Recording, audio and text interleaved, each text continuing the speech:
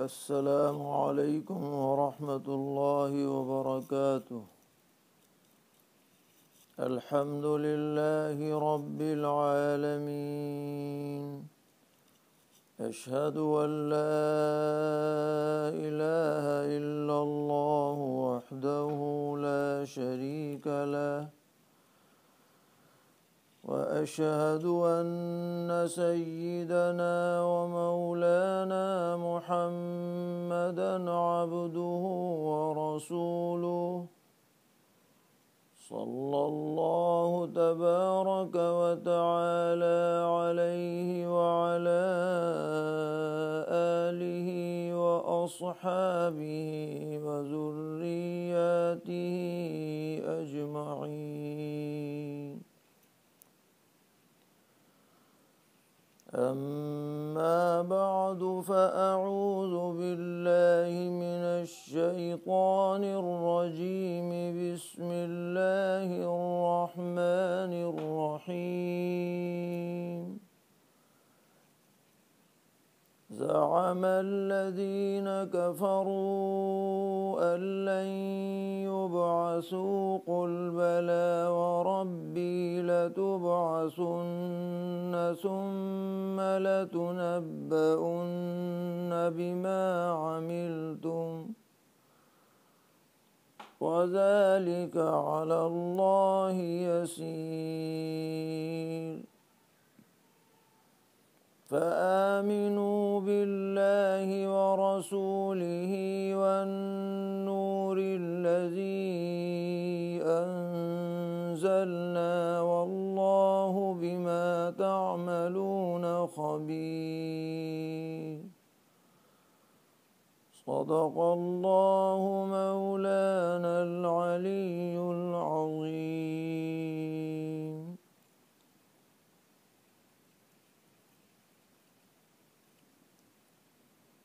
یہ سورہ تغابن چل رہی ہے، اور کل گزشتہ یہ مضمون آپ کے سامنے پیش کیا گیا تھا کہ گزشتہ قوموں نے اللہ تبارک و تعالی کو اور اللہ کے بھیجے ہوئے رسولوں اور پیغمبروں کو جب جھٹلایا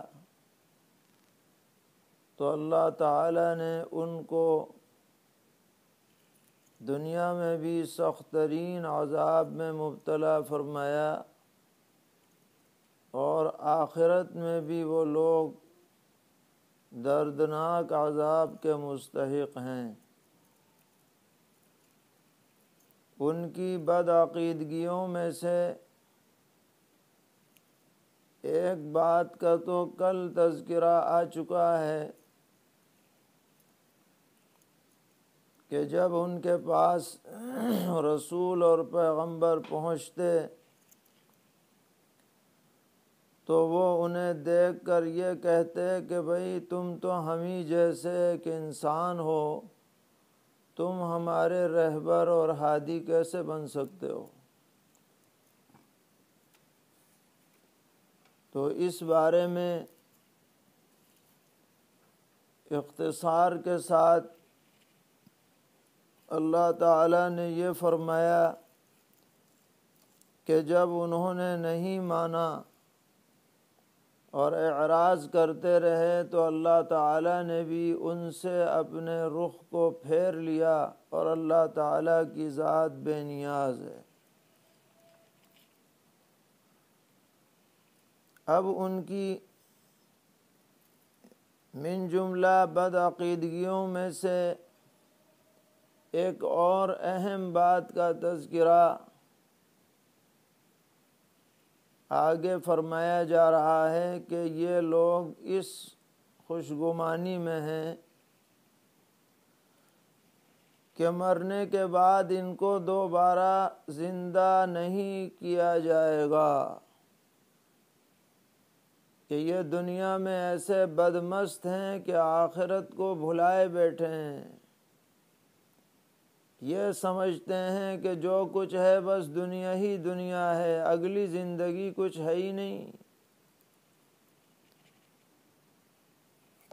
اور ان کے دماغ میں یہ بات نہیں آتی تھی کہ انسان جب مر جانے کے بعد مٹی بن جاتا ہے، اس کی ہڈی پسلی کچھ باقی نہیں رہتی، تو بھلا وہ دوبارہ زندہ کیسے ہو جائے گا؟ قرآن پاک نے جگہ جگہ ان منکروں کی طرف سے اس دعوے کا تذکرہ کیا ہے کہ جب ہم ہڈی پسلی بن جائیں اور ریزہ ریزہ چورا چورا ہو جائیں، نام و نشان مٹ جائے، اب ہم دوبارہ زندہ کیسے ہو سکتے ہیں؟ گویا وہ اپنی دانست میں یہ سمجھتے تھے کہ یہ بالکل امر محال ہے، ممکن نہیں۔ اس لیے وہ دوبارہ زندہ ہونے کی بات جب پیغمبروں کی طرف سے کہی جاتی، بتائی جاتی، ان کو تنبیہ کی جاتی کہ دیکھو ٹھیک ٹھاک رہو ورنہ آخرت میں سخت عذاب سے دوچار ہو گئے، تو وہ مذاق اڑاتے تھے کہ لو میاں بھلا ایسا بھی کوئی کبھی ہو سکتا ہے؟ چنانچہ سورہ اسراء میں 15ویں پارے میں اللہ تعالیٰ نے ان کی باتوں کو نقل فرما کر بہت ہی زوردار جواب بھی وہاں پر مرحمت فرمایا ہے۔ وہاں فرمایا گیا کہ وَقَالُوا أَإِذَا كُنَّا عِظَامًا وَرُفَاتًا أَإِنَّا لَمَبْعُوثُونَ خَلْقًا جَدِيدًا، کہ یہ لوگ یوں کہتے ہیں کہ جب ہم ہڈی ہڈی اور چورا چورا ہو جائیں گے تو پھر ہمیں دوبارہ نئی زندگی اور نئی پیدائش نصیب ہوگی، یہ کیسے ہو سکتا ہے؟ تو اللہ تبارک و تعالی نے جواب دیا کہ قُلْ كُونُوا حِجَارَةً أَوْ حَدِيدًا أَوْ خَلْقًا مِّمَّا يَكْبُرُ فِي صُدُورِكُمْ، کہ اے پیغمبر آپ ان سے کہہ دیجئے کہ تم ابھی تو گوشت پوش سے بنے ہوئے انسان ہو جس میں کچھ نرمی بھی ہوتی ہے، اگر تم یہ نہ ہو کر کے پتھر بن جاؤ یا لوہا بن جاؤ یا کوئی ایسی مخلوق کا روپ دھار لو جو تمہاری نظروں میں، تمہارے دلوں میں بہت طاقتور ہے، مضبوط ہے، تب بھی اللہ تبارک و تعالی تمہیں دوبارہ پیدا کرنے پر قادر ہے، قادر رہے گا۔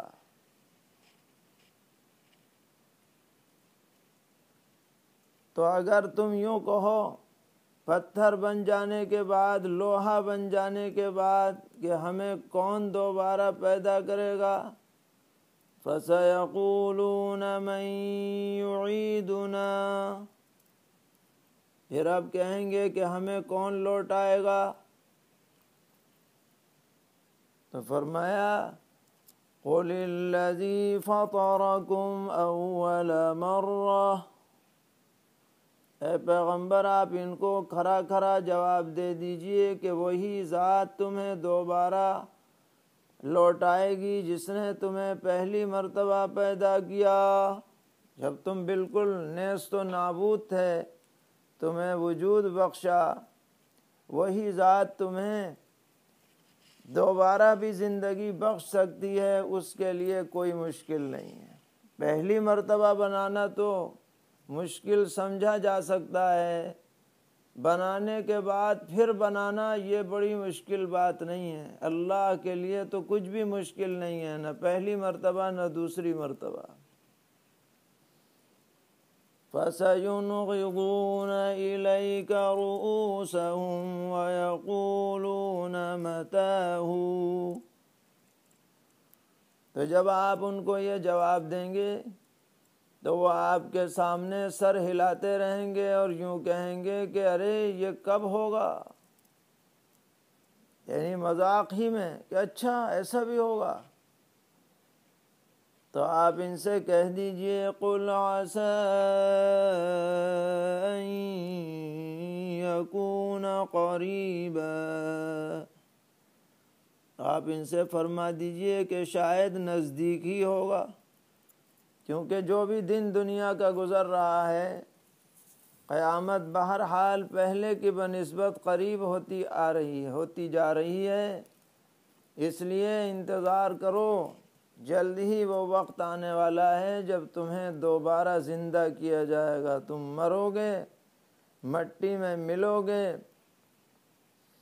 چاہے تمہارا ریزہ ریزہ کر دیا جائے، تمہیں سمندر میں ڈال دیا جائے، مچھلیاں تمہیں کھا پی کر برابر کر دیں، جنگل میں چھوڑ دیا جائے، جنگلی جانور تمہاری تکہ بوٹی کر ڈالیں، تمہاری ہڈیوں کو جلا دیا جائے، راکھ کو اڑا دیا جائے، لیکن اللہ رب العالمین پھر بھی تمہیں دوبارہ زندہ کرنے پر قادر تھا، قادر ہے، قادر رہے گا۔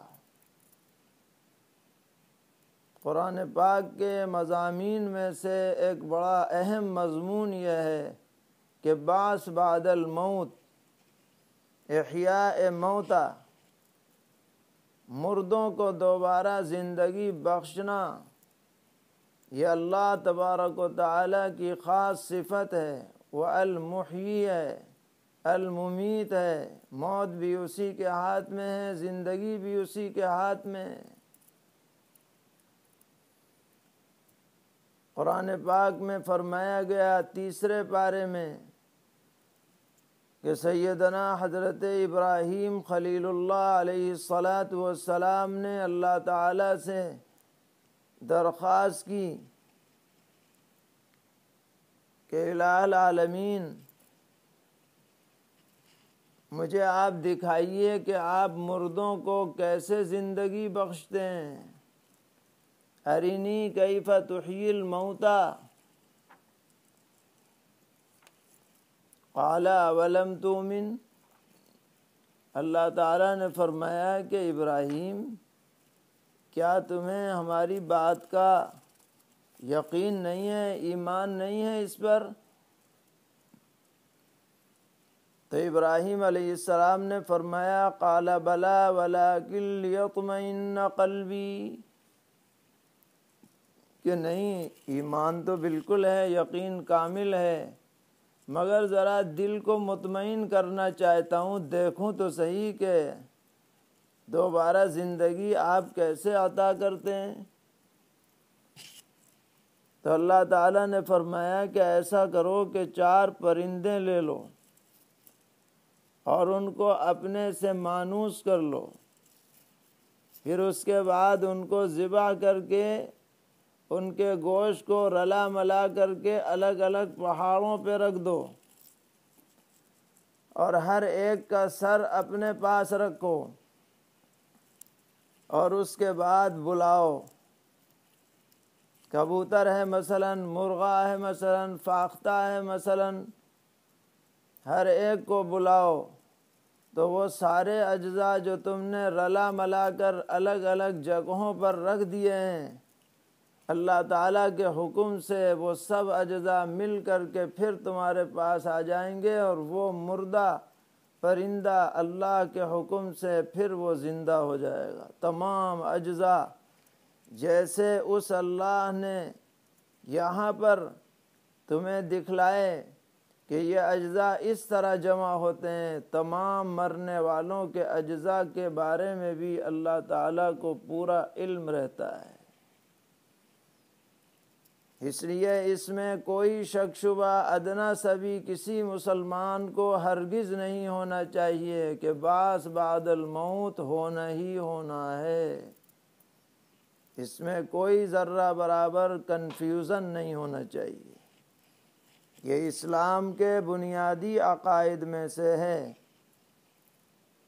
کہ دوبارہ زندگی پر بھی ایمان لایا جائے، آخرت پر بھی ایمان لایا جائے۔ اس کا انکار کفر ہے۔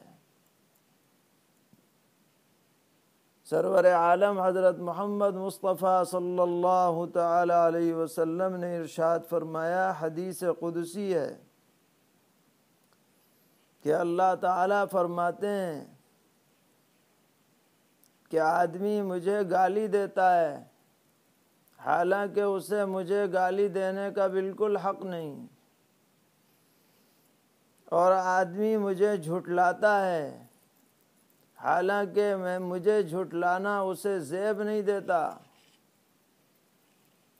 گالی کیا ہے جو مجھے دی جاتی ہے؟ وہ یہ ہے کہ میرا کوئی بیٹا یا بیٹی ثابت کرے تو یہ مجھے گویا کہ گالی دینا ہے۔ اللہ تعالیٰ والد ہونے سے بھی پاک ہے، مولود ہونے سے بھی پاک ہے، نہ وہ کسی سے جنا گیا نہ اس سے کوئی جنا گیا، لم یلد ولم یولد۔ اور جو اللہ کے لیے کوئی اولاد ثابت کرے وہ اللہ تعالیٰ پر بہت بڑا بہتان باندھنے والا ہے، گالی دینے والا ہے اللہ تعالیٰ کو۔ اور فرمایا کہ جھٹلانے کی بات جہاں تک ہے وہ یہ ہے کہ لن یعیدنی کما بدانی، کہ یوں کہتا ہے کہ جیسے اللہ نے مجھے پہلے پیدا کیا اب دوبارہ مجھے پیدا نہیں کر سکتا۔ نعوذ باللہ، یہ اللہ کی قدرت کو جھٹلانا ہے۔ اس لیے ہر مسلمان کو پکا عقیدہ رکھنا ہے آخرت پر اور بعث بعد الموت پر۔ ایک صحابی ہیں ابو رزین رضی اللہ تعالی عنہ، فرماتے ہیں کہ میں پیغمبر علیہ السلام کی خدمت میں حاضر ہوا اور میں نے یہ سوال کیا کہ یا رسول اللہ کیف یحیی اللہ الموتى، کہ اللہ کے رسول یہ بتائیے کہ اللہ تعالی مردوں کو زندگی کیسے عطا فرمائیں گے؟ تو پیارے آقا صلی اللہ تعالی علیہ وسلم نے فرمایا، اور بہت ہی بہترین مثال آپ نے دی، فرمایا کہ یہ بتاؤ کبھی تمہارا بنجر زمین سے گزر ہوا ہے، خشک زمین سے؟ کہ جی حضرت گزرا تو ہوں۔ کہ پھر کچھ دن کے بعد وہاں سے گزرے ہو اور دیکھا ہو کہ وہ بنجر زمین ہریالی میں تبدیل ہو گئی ہے، اس پر ہری بھری گھاس اگ آئی ہے، ایسا بھی منظر تم نے دیکھا ہے اسی خشک زمین میں؟ کہ جی حضرت ہاں ایسا بھی دیکھا ہے کہ گرمی کے زمانے میں بالکل ہی خشک زمین ہے، ہریالی کا نام و نشان نہیں، لیکن بارش ہوئی تو ایسا لگا جیسے پوری زمین پر ہریالی کی چادر بچھا دی گئی ہو۔ تو پیغمبر علیہ السلام نے فرمایا جیسے یہ مردہ زمین زندہ ہو جاتی ہے ایسے ہی اللہ تعالی مردوں کو بھی زندگی عطا فرمائیں گے۔ چنانچہ ایک روایت میں پیغمبر علیہ السلام نے فرمایا کل ابن آدم تأکلہ الارض الا عجب الذنب فإنه منه خلق ومنه يركب، کہ ہر آدمی کے تمام اجزاء کو موت کے بعد زمین کھا کے ختم کر دیتی ہے، بالکل اس کا وجود باقی نہیں رہتا، مگر ریڑھ کی ہڈی کے کنارے پر ایک باریک دانہ رہتا ہے، یہ انسان چاہے پورا کا پورا ختم ہو جائے، بالکل نمٹ جائے، مگر یہ باریک دانہ جو اللہ کے علم میں ہے یہ کہیں نہ کہیں محفوظ رہتا ہے۔ وہ کتنا باریک ہوتا ہے، کسی کو نظر آئے یا نہ آئے، اللہ کے علم میں ہے، کہیں نہ کہیں وہ محفوظ ہے۔ فرمایا اسی باریک دانے سے انسان کی پہلے تخلیق ہوتی ہے، اسی پر دوبارہ اس کو بنایا جائے گا۔ منہ خلق ومنہ یرکب۔ تو اللہ تعالیٰ کے لیے کچھ مشکل نہیں، اس کا نظام ہے۔ ہماری عقلیں ناقص ہیں، ہماری فہم کمزور ہے، ہماری عقلیں وہاں تک پہنچ نہیں سکتی۔ اللہ تعالیٰ نے ایک مضبوط نظام بنایا ہے کہ جو دنیا میں آیا، جو دنیا سے گیا، اسے دوبارہ پھر زندگی عطا ہوگی اور ضرور عطا ہوگی۔ اور یہ جو منکرین ہیں، جو کہتے ہیں کہ بعض کچھ نہیں ہے، مر گئے اور بعد میں کچھ ہونے والا نہیں ہے، یہ ان کی صرف بکواس ہے، ان کی باتوں کا کوئی اعتبار نہیں۔ اسی طرح بعض مذاہب والے یہ کہتے ہیں کہ صاحب آواگمن ہو جائے گا، جیسے تم نے اعمال کیے ہیں، تمہاری اگلی زندگی میں پنرجنم میں تمہیں اسی اعتبار سے زندگی ملے گی۔ اگر اچھے اعمال کیے تو پھر انسان بن جاؤ گے، برے اعمال کیے تو ویسے ہی جانور بنا دیے جاؤ گے۔ بعض لوگوں کا یہ نظریہ ہے۔ تو یہ سب نظریات اسلام کی نظر میں قطعاً قابل توجہ نہیں ہے۔ اسلام صاف صاف کہتا ہے، مضبوط کہتا ہے، ڈنکے کی چوٹ پر کہتا ہے، قرآن کا اعلان ہے، جو دنیا سے جائے گا وہ ہمیشہ کے لیے نہیں جا رہا ہے، اس کو دوبارہ زندہ ہونا پڑے گا، رب العالمین کے دربار میں پیش ہونا پڑے گا اور اس زندگی کا حساب کتاب دینا پڑے گا۔ ذرا آپ اس آیت کو غور سے پڑھیے اور سمجھنے کی کوشش کیجئے کہ قسم کھا کر کے اللہ تبارک و تعالی پیغمبر علیہ السلام سے اعلان کروا رہے ہیں کہ میرے رب کی قسم، تمہیں ضرور بھی ضرور دوبارہ زندہ کیا جائے گا، اور ضرور بھی ضرور جو تم نے کارستانیاں کی ہیں اچھی یا بری، ان سب کے بارے میں تمہیں باخبر کیا جائے گا۔ یہ کوئی معمولی بات نہیں، اسے ہلکے میں نہ لینا۔ فرمایا زعم الذین کفروا ان لن يبعثوا قل بلى وربی لتبعثن ثم لتنبؤن بما عملتم۔ منکر یہ دعویٰ کرتے ہیں کہ ہرگز ان کو دوبارہ زندہ نہیں کیا جائے گا، تو آپ فرما دیجئے کیوں نہیں زندہ کیا جائے گا؟ آپ فرمائیے میرے رب کی قسم کہ تمہیں بے شک اٹھایا جائے گا، اور پھر جو کچھ تم نے کیا ہے اس سے تمہیں باخبر بھی کیا جائے گا۔ چھوٹی بات، بڑی بات، اچھی بات، بری بات، سب اللہ کے ہاں ریکارڈ ہو رہی۔ قیامت کے دن اللہ تعالی وہ سب چیزیں تمہارے سامنے فرما دیں گے، کچا چٹھا سامنے آ جائے گا، اور اس میں کوئی اس کے لیے مشکل نہیں ہے۔ کروڑوں اربوں خربوں لوگ ہیں، تمہارے لیے مشکل ہو سکتی ہے، رب العالمین کے لیے کوئی مشکل نہیں۔ فرمایا وَذَلِكَ عَلَى اللَّهِ يَسِيرٌ،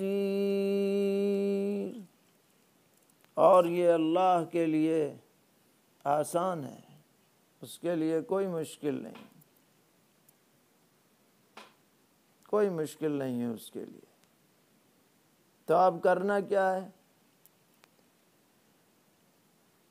کامیابی کیسے ملے گی؟ نجات کیسے ملے گی؟ عذاب سے کیسے بچو گے؟ دنیا بھی اچھی رہے، آخرت بھی اچھی رہے، ذلت سے حفاظت رہے، اس کی کیا شکل ہے، اس کی کیا صورت ہے، اس کو کیا طریقہ اپنایا جائے؟ تو فرمایا سنو، کرنا تمہیں کیا ہے؟ وہ کیا کرنا ہے؟ فَآمِنُوا بِاللَّهِ وَرَسُولِهِ وَالنُّورِ الَّذِي أَنزَلْنَا، سو ایمان لاؤ اللہ پر اور اس کے رسول پر اور اس روشنی پر، نور پر جو ہم نے نازل کیا، یعنی قرآن مقدس۔ اللہ پر ایمان لاؤ، رسول اللہ پر ایمان لاؤ، اور ہم نے جو قرآن ان پر نازل کیا ہے، جس قرآن کو نور سے تعبیر کیا گیا، یہ روشنی ہے، یہ تمام باطل عقائد و نظریات کی تاریکیوں کو چھانٹنے والی کتاب ہے، حق اور باطل کے درمیان میں فرق کر دینے والی کتاب ہے، ہر طرح کی ضلالت اور گمراہی سے پاک کر دینے والی کتاب ہے۔ اس کو مضبوطی سے تھام لو تو تمہیں دنیا میں بھی عافیت کی زندگی ملے گی، آخرت میں بھی عافیت نصیب ہوگی۔ اور قرآن پاک پر ایمان لانے کا مطلب کیا ہے؟ ایک تو یہ کہ یہ یقین رکھا جائے کہ یہ اللہ تعالیٰ کی کتاب ہے، 100% برحق ہے، اس کی ہر بات ماننا لازم اور فرض ہے، اور ساتھ میں ایمان کے تقاضوں کو بھی پورا کیا جائے کہ یقین کے ساتھ ساتھ اللہ تبارک و تعالی نے اور رسول اللہ صلی اللہ تعالی علیہ وسلم نے اور قرآن پاک نے جو ہماری ہدایت کے لیے تعلیمات پیش فرمائی ہیں، طریقے بتلائے ہیں، ذمہ داریاں ہم پر عائد کی ہیں، ہم ان ذمہ داریوں کو بجا لائیں۔ تو ایمان سے مراد صرف یہی نہیں کہ بس یقین کرو، یقین کے ساتھ ساتھ یقین کے تقاضوں پر عمل بھی ضروری ہے۔ اور پھر فرمایا واللہ بما تعملون خبیر، اور اللہ تبارک و تعالی کو تمہارے کاموں کی پوری خبر ہے۔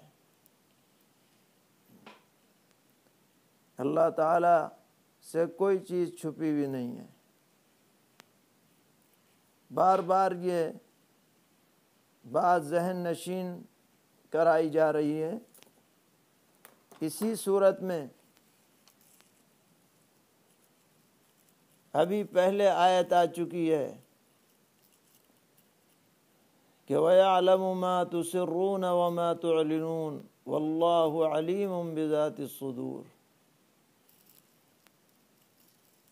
2 آیت پہلے، اور پھر یہ آیت لے آئے کہ واللہ بما تعملون خبیر، تاکہ یہ بات تمہارے ذہن نشین ہو جانی چاہیے کہ تم ہر ایک سے چھپ سکتے ہو مگر اللہ تعالیٰ سے نہ چھپے ہو نہ چھپنے والے ہو۔ اللہ تمہاری ہر بات سے باخبر ہے۔ اللہ تعالیٰ ہم سب کو ایمان کامل عطا فرمائیں، ہر قسم کے شرور اور فتن سے محفوظ فرمائیں، دارین کی عافیت سے سرفراز فرمائیں، قرآن پاک کی قدردانی اور اس سے پوری طرح فائدے اٹھانے کی توفیق عطا فرمائیں۔